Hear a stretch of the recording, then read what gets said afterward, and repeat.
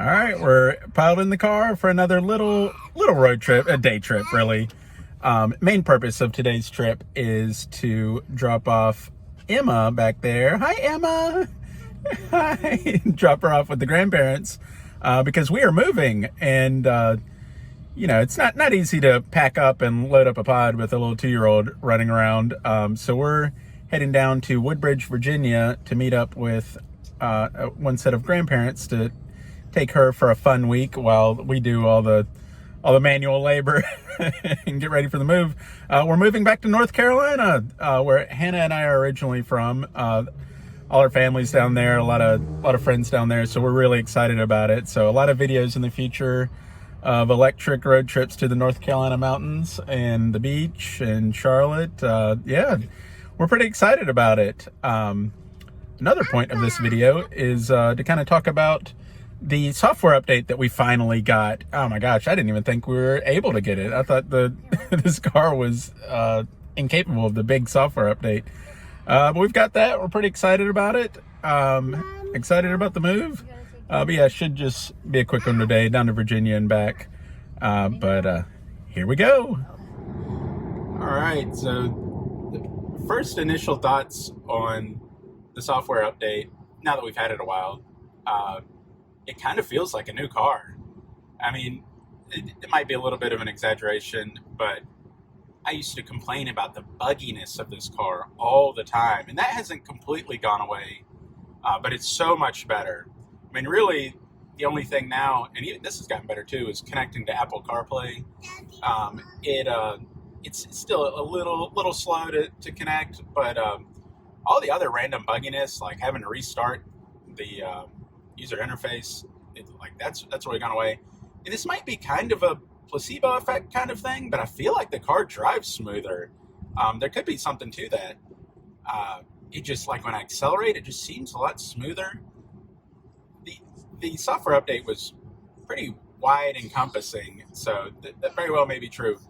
As far as the actual functions of the update, you guys can help me out in the comments and let me know the 6 dozen things I haven't discovered yet. But the two things that I've really noticed, right off the bat, there's new stats up here on the front display showing miles per kilowatt hour, which I don't really care about. It's kind of cool. It kind of makes me think about my driving and, save those electrons a little bit, the way you try and save gas in a gas car. But the new stats up there are interesting. But my favorite is the auto hold. So Tesla has had this for a long time, where you come to a stop, and at a red light or a stop sign, you lift your foot off of the accelerator and the car just stops. So you're not having to hold on the brake the whole time. And it's so nice. It's one of those things where you're like, do you really need that? But once you have it, you don't ever want to go without it. And you wish every other car had it. So auto hold. Now, when I come to a stop, I just lift my foot off the accelerator and it stops instead of mashing the brake.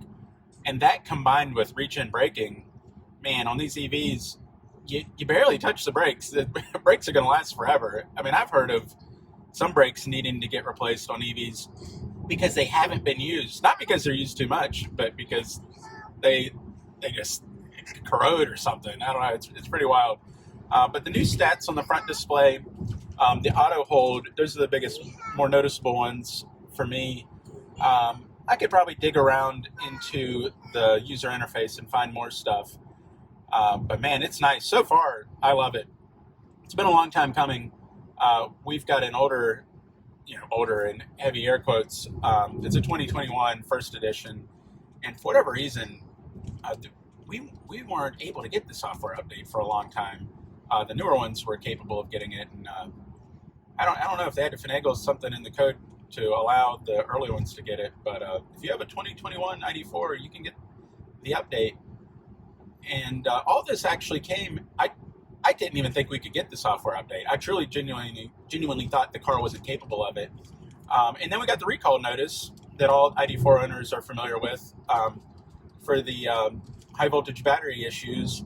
And they said, yeah, it's a 2-day thing, that we're going to run the long software update to fix that. And I just thought that's for the battery issue. and we get it back, and we've got all this new stuff. So the recall includes the software update. They're the same. Well, they're not the same thing. The software update's been out long before the recall, but they'll do them together. If you don't already have the software update, they'll do it when you go in for the recall, which I don't know if that's all ID4s, but it's a lot of them. So the battery, they said, was fine. They did the update. They didn't have to fix anything with the battery. They said some ID4s they have to keep for a week, so just fair warning. It's a really involved process. It should just last 24 to 48 hours, but they said on some cars they've had to keep them for several days, up to a week. Surprisingly, ours behaved. It did well. They said it was one of the smoothest software updates they had done yet, which really surprised me. I couldn't believe it. I'd prepared myself to be without this thing for 5 or 6 days. But yeah, it feels smooth. And I'm probably just imagining that, but it feels like it drives better. Way less glitchiness in the user interface.